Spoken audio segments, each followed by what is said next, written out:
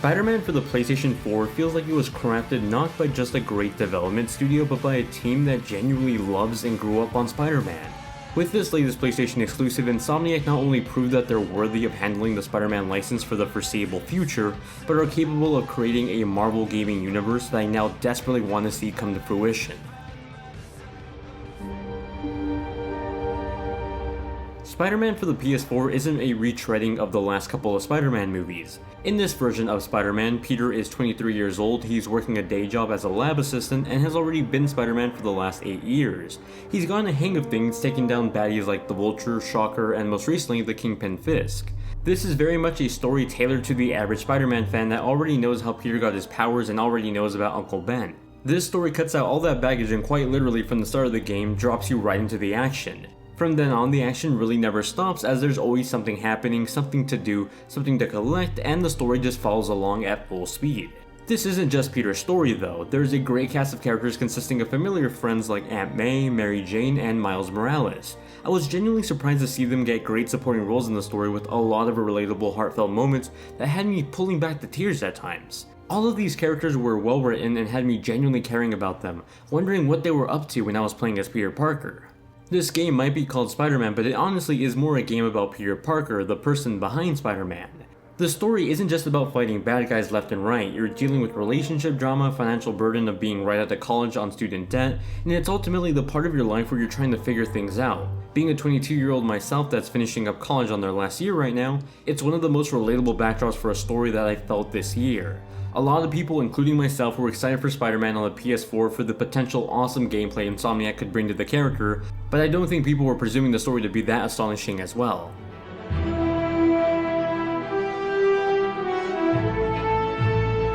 Spider-Man takes the gameplay at full throttle and never really seems to stop. Not once while playing this game did I feel like there was nothing to do or a lack of things to pique my curiosity. Swinging through New York City feels like you're truly living in a thoughtfully crafted world. Insomniac didn't just go and create models that look like New York City, they went the extra mile to make a world that feels like its own version of New York. As you complete missions, you can count on Jonah Jameson to have you on the front cover of the Daily Bugle warping your latest actions into a negative puff piece. Where in other open worlds I often dread long distance quests, in Spider-Man I get excited for them. It would mean I'd get to explore more of the city with some almost therapeutic web slinging. Like calling back the Leviathan in God of War, catching that perfect moment of momentum with every web swing is just also satisfying. New York City is essentially a playground for this game's stories, quests, and collectibles. While you swing around the city, story objectives will come up for you to follow if you want to progress the 13 to 16 hour story. However, the entire map is populated with a bunch of things to do outside of just story missions, and the best part is that they all play into a part of each other. Activating Oscorp radio towers increases which part of the city you can scan for new collectibles, crime, and other side quests. One of these collectibles are backpacks that were left by Peter in his early days of Spider-Man. It's an incredibly charming touch that paints you a background story for Peter.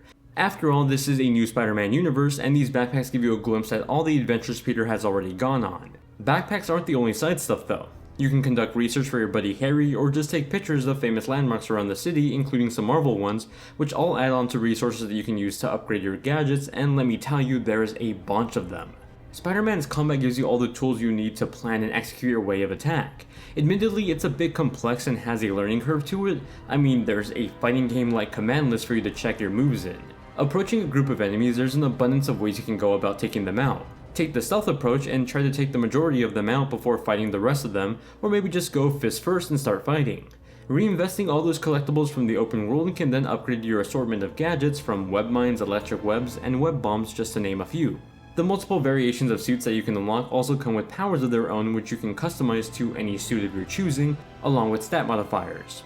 Pair that with the skill tree of new abilities that you can unlock by using the XP you earn from missions, and you pretty much have the ultimate Spider-Man with unlimited amounts of powers. The variety in the types of attacks and gadgets help keep some of the more repetitive combat sections of the game still feel slightly varied when taking on smaller foes in between major boss fights. Luckily, that was the most the game felt repetitive to me, as there's still plenty to do in this open world. That's also only mentioning the times you're playing as Spider-Man. However, there are sections that change up the traditional gameplay to jump into the shoes of Mary Jane or just Peter without his suit, slowing down the gameplay for some more intimate but still enjoyable scenes.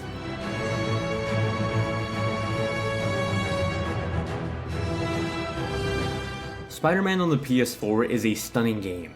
Whether I was playing on a regular PS4 at 1080p 30 or a PS4 Pro at a dynamic 4K 30, Spider-Man never failed to amaze me. A beautiful lighting and weather system made New York feel like a living city. The jaw-dropping sunsets shining over New York City to the rainy storms painting a melancholy Hell's Kitchen, it all looked incredible. The extra attention to detail, like having interiors inside buildings and fun little Easter eggs, constantly had me busting out the built-in photo mode for this game.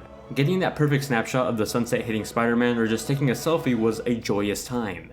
Character models, especially in 4K, have so much more detail to them that you can quite literally make out the pores on their faces. Now, as much as I love the breathtaking cinematic moments in this game, it still does fall into some of the tropes of large open world games, though it can kind of be expected.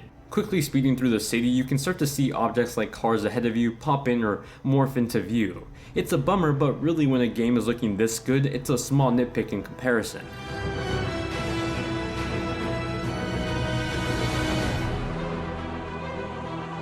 The music for Spider-Man is composed and designed to perfectly set the mood for a scene.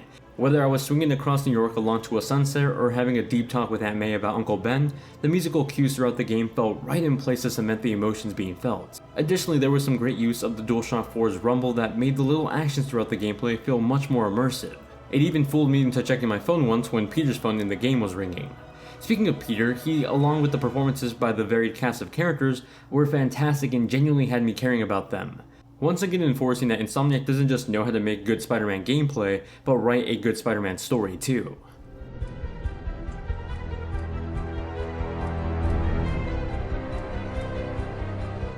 Spider-Man on the PS4 is by far my favorite Spider-Man game yet. Hell, it's my favorite superhero licensed game so far. Insomniac, outside of some mildly complex controls and minor repetitive fight scenes, knows how to make a great Spider-Man game. That's including not just the great gameplay, but the marvelous story writing and the enchanting presentation. Insomniac's version of New York City is a literal playground to run around and explore in. Ultimately, it left me wishing that all the cool Marvel landmarks in the city were hinting at a larger connected Marvel gaming universe, because after playing Spider-Man, I know that Insomniac is more than capable of it. I'm giving Spider-Man on PS4 a 9.5 out of 10. If you enjoyed the video, then be sure to give it a thumbs up, subscribe and hit the bell icon to be notified whenever I make a new video, and if you want to watch my live streams or just talk gaming with me, then check out my Discord and Twitch in the description down below. Thank you all very much for watching, and happy gaming!